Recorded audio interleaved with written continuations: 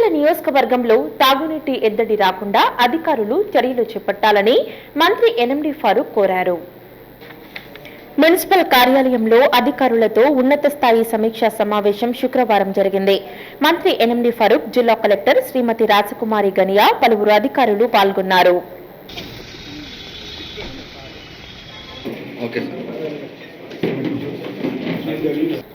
నంద్యాల నియోజకవర్గంలోని ప్రజలకు తాగునీటి ఇబ్బందులు కలగకుండా ముందస్తు ప్రణాళికతో వ్యవహరించాలని రాష్ట్ర న్యాయ మరియు మైనార్టీ సంక్షేమ శాఖ మంత్రి ఎన్ఎండి ఫారూక్ అధికారులను ఆదేశించారు.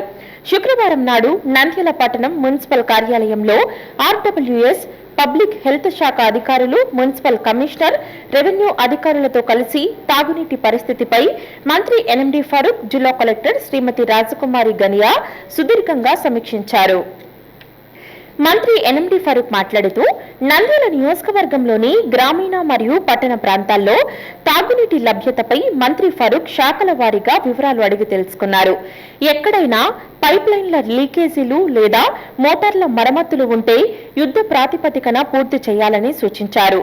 ఆర్డబ్ల్యూఎస్, పబ్లిక్ హెల్త్ మరియు మున్సిపల్ శాఖలు పరస్పర సమన్వయంతో పనిచేసి శివారు ప్రాంతాలకు సైతం నీరు అందేలా చూడాలని ఆదేశించారు.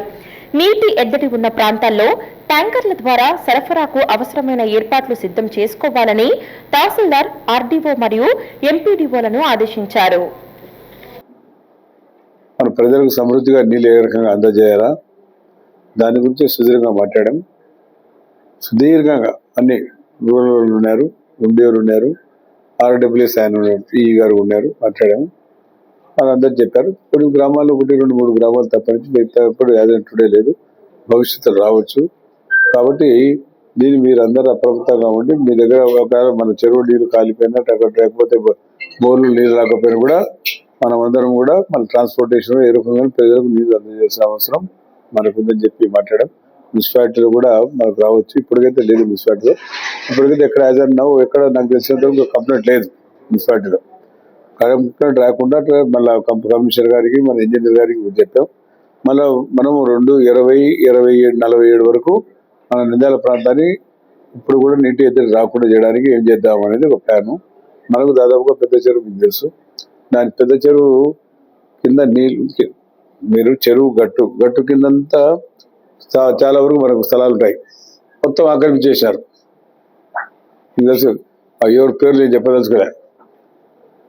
అవన్నీ డ్రైవ్ చేయమన్నాం. అవన్నీ డ్రైవ్ చేయకపోతే అందరూ కూడా సక్సెస్ ఏర్పాటు చేస్తున్నారు, బిల్డింగ్స్ వచ్చేసినాయి. ఎట్లా వస్తాయి? ఎట్లా? అది 2027 వరకు మనకు నీళ్ళు చేసుకోవడానికి సంవత్సరం వచ్చాక 700 ఎకరాలు మనకి ఎంత కావాలా? ఎందుకంటే మీకు ఉన్నారు రాష్ట్రానికి ఆపోజిట్ అంతా ఇంకా వరమళ్ళు ఉన్నాయి, ఇంకా వరి వేసుకుంటారు. ఆడైతే రైళ్లు రాలే. ఎన్ని ఎకరాలు ఇప్పుడు నీటి అవసరాలకు వ్యవసాయానికి ఉంది? ఎంత మనం నీళ్ళు మళ్ళా సమస్య పాతది ఒకటి ఉంది, కొత్తది మనం తీసుకున్నాము. మళ్ళా తీసుకోవడానికి ఆస్కారం ఎంత కావాలా మనకు అనే దానికి దాదాపుగా మ్యాప్ కూడా ఇచ్చినారు. మ్యాప్లో ఒక 150 ఎకరాలు 200 ఎకరాల దాకా తీసుకుందాం అనేది ఒక ఆలోచన ఉంది. ఆ నీళ్లు నిల్వలేకపోతే మళ్ళీ ఈ భవిష్యత్తు అండర్గ్రౌండ్ వాటర్ ఎక్కడ ఉండదు. జిల్లా కలెక్టర్ శ్రీమతి రాజకుమారి మాట్లాడుతూ, తాగునీటి సమస్యలపై ప్రజల నుండి వచ్చే ఫిర్యాదుల పట్ల అధికారులు తక్షణమే స్పందించాలని తెలిపారు. నిధుల కొరత లేకుండా చూస్తామని, క్షేత్రస్థాయిలో పర్యవేక్షణ పెంచాలని అధికారులను ఆదేశించారు.